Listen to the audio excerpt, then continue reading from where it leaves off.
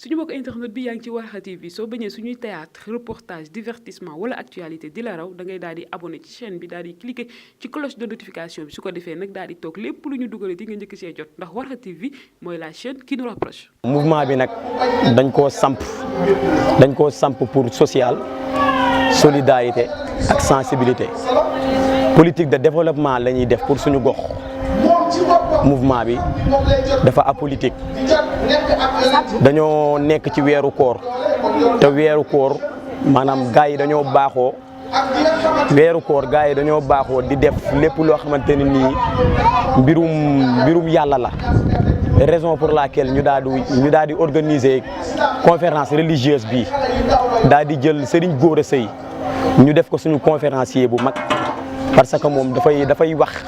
dafay liggéeyal yàlla te dafay maanaam léppam yàlla la te dafay wax ci yàlla. bés bi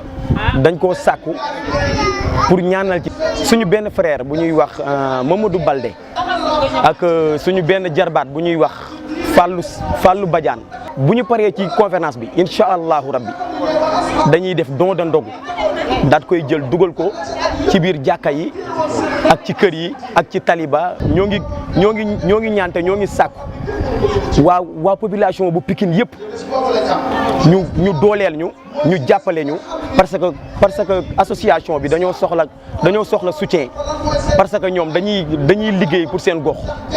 dañu liggéey pour Pikine waa kenn lañ gisagum koo xamante ne nii maanaam moom ñuy jàppale bu baax a baax ñu koy woowee Lamine Gueye coordonnateur départemental bu République des valeurs kooku moom laa xamante ne nii moom ñuy jàppale bu baax a baax.